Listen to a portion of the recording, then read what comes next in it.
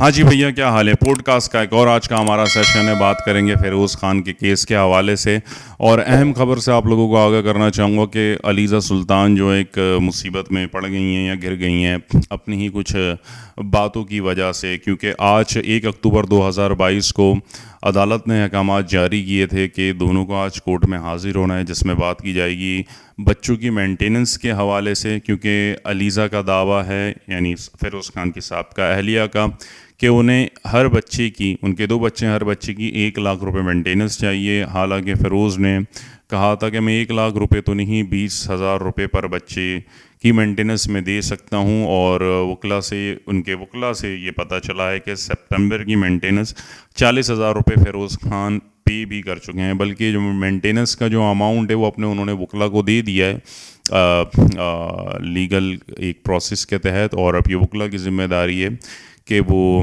علیزہ سلطان تک یہ مینٹیننس پہنچائیں. حالانکہ پھر بھی علیزہ کا دعویٰ تھا کہ انہیں زیادہ چاہیے. اور دوسری جو آج سنوائی اس حوالے سے بھی ہونی تھی، وزیٹیشن رائٹس کے حوالے سے ہونی تھی کہ بچے کس کی کسٹڈی میں جائیں گے، اور اگر کسی کی کسٹڈی، مطلب جس کی کسٹڈی میں نہیں جاتے ہیں، تو سامنے والا چاہے وہ پلینٹف ہو یا ڈیفینڈنٹ ہو، یعنی فیروز ہو یا علیزہ سلطان ہو، ادھر ڈیفینڈنٹ جو ہیں وہ فیروز خان ہے اور پلینٹف جو ہیں علیزہ سلطان ہے. یعنی جو کیس فائل کر رہا ہوگا کسی بھی قسم کا، وہ آپ کا پلینٹف ہے اور خود کو بچانے والا ڈیفینڈنٹ ہے. بہرحال تو پھر اگر ڈیفینڈنٹ نہیں لے پاتا ہے بچوں کی کسٹڈی، یا پلینٹف نہیں لے پاتا ہے بچوں کی کسٹڈی، تو وزیٹیشن رائٹس جس کو دیے جائیں گے، تو اس رائٹس میں اس کے کتنے رائٹ ہوں گے، کب تک مل سکتا ہے، کتنی دیر تک مل سکتا ہے، ملنے کی پلیس کیا ہو سکتی ہے، اس کا اپنا گھر ہو سکتا ہے، یا پلینٹف یا ڈیفینڈنٹ کا گھر ہو سکتا ہے، یعنی فیروز کا گھر ہو سکتا ہے، علیزہ سلطان کا گھر ہو سکتا ہے. لیکن علیزہ سلطان جو ہے مصیبت میں کیوں پڑ گئیں، اس میں میں آپ لوگوں کو بتاتا چلوں. کیونکہ پچھلے کچھ دنوں پر انہوں نے میڈیا ٹرائل بڑھا کیا ہے فیروز خان کا، یعنی اپنے انسٹاگرام پہ بھی ان پہ کچھ جو ان کے خلاف باتیں بولی ہیں وہ صحیح ہیں غلط ہیں ہمیں نہیں پتہ، کیونکہ انہوں نے اس کا ڈاکومنٹڈ ثبوت کوئی اس میں نہیں آیا. اسی طرح جب انہوں نے سوٹ بھی فائل کیا تو اس میں بھی بہت سے ڈسپیوٹس، پرسنل ڈسپیوٹس اور بہت سی باتیں کہیں گئیں. اور اس کے حوالے سے، کیونکہ آپ لوگ پچھلے کچھ دنوں میڈیا میں دیکھ رہے ہیں کہ فیروز خان کے جو چاہنے والے یا ان کے سوشل سرکل والے، وہ علیزہ پہ بہتان لگا رہے ہیں، علیزہ سلطان پہ، اور علیزہ سلطان کے یعنی فینس کہہ لیں، ان کے سوشل سرکل میں کہہ لیں، یا جو ان کے نیٹ ورک میں ہو. اور علیزہ سلطان خود بھی فیروز خان کے اوپر بڑی باتیں ہوئیں جو منظر عام پر انسٹاگرام اکاؤنٹ سے آیا تھا. حالانکہ جب فیروز خان نے انسٹاگرام اکاؤنٹ سے جواب دیا تھا اپنے، تو اس پہ انہوں نے کوئی بہتان یا الزام نہیں لگایا. تو ان کے وکلا نے، یعنی فیروز خان کے وکلا نے علیزہ سلطان پر ایک ایپلیکیشن فائل کر دی ہے، سیکشن 151 CPC. آئے اس کی ڈیٹیل دیکھتے ہیں اور اس بارے میں آپ لوگوں کو ان شارٹ بتاتا ہوں. تو سیکشن 151 آف CPC کی میں تھوڑی ڈیٹیل آپ لوگوں کو بتاتا ہوں. اسکرین پر آپ لوگ دیکھ سکتے ہیں، اور یہ کہیں سے بھی ویریفائی کروا لیجیے گا. یہی اس کی اتھینٹیکیشن ہے، ایک لا سائٹ سے میں نے ڈاؤن لوڈ کیا تھا. اسکرین پر آپ لوگ دیکھ سکتے ہیں. پڑھتے ہیں جی. Saving of inherent powers of the court, ٹھیک ہے. Nothing in this court shall be deemed to limit or otherwise affect the inherent powers of the courts to make such order as may be necessary for the ends of the justice or to prevent abuse of the process of the court.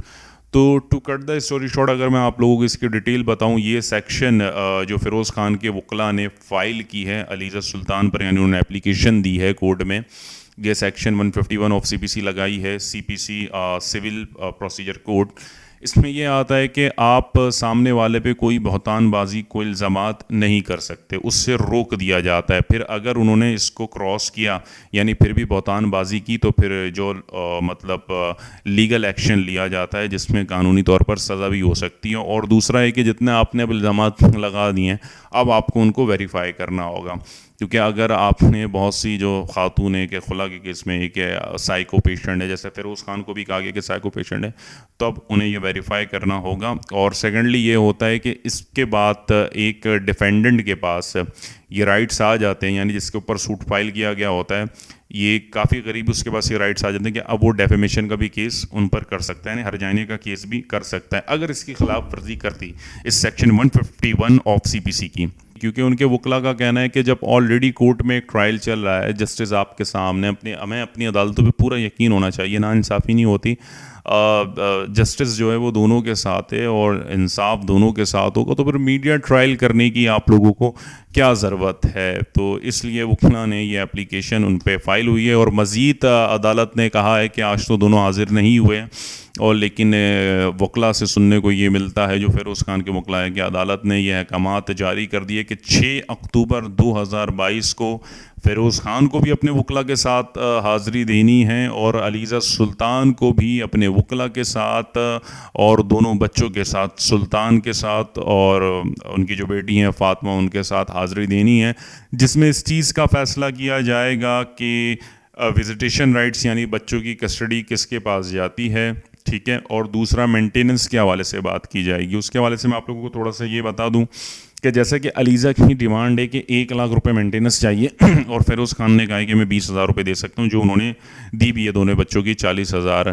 لیکن ہو سکتا ہے کہ یہاں پر عدالت جو ہے علیزہ کی بات کو مان لے کسی حد تک. یہ تو نہیں شاید 1 لاکھ روپے جو ہے فیروز خان کو دینے پڑے، لیکن ایک اچھا اماؤنٹ ہو سکتا ہے فیروز خان کو دینا پڑے. اس کی وجہ یہ ہے کہ فیروز کے وکلا سے ہی پتہ چلا ہے اور دیگر جو وہاں کے ماہرین ہیں، قانونی ماہرین سول کورٹ میں، ان سے پتہ چلا ہے قانوناً کسی حد تک فیصلہ جو ہے علیزہ سلطان کے حق میں ہو سکتا ہے مینٹیننس کے حوالے سے، کیونکہ فیروز کے وکلا یہ کہہ چکے ہیں کہ جتنی بھی ایجوکیشن کی فیس ہوگی اور میڈیکل جو اخراجات ہوں گے وہ فیروز خان بیئر کریں گے. اور جیسا کہ علیزہ نے کہا، کیونکہ خود گلستان جوہر میں رہتی ہیں، فیروز بھی گلشن میں رہتے ہیں آرکیڈی مارکیٹ کی طرف، تو جو ان کے بچے پڑھتے ہیں ڈیفنس اور کلفٹن کے اسکول میں، تو اگر کوئی یہاں کا رہائشی یعنی گلشن کا رہائشی یا PCHS کا رہائشی اپنے بچوں کو ڈیفنس یا کلفٹن کے اسکول میں بھیج رہا ہے تو وہاں پر ظاہر سی بات ہے وہ بیکن ہاؤس میں ایجوکیٹر یا اسٹڈی اسکول کے لیے نہیں بھیجے گا، اس کی برانچز تو جگہ جگہ پہ ہیں.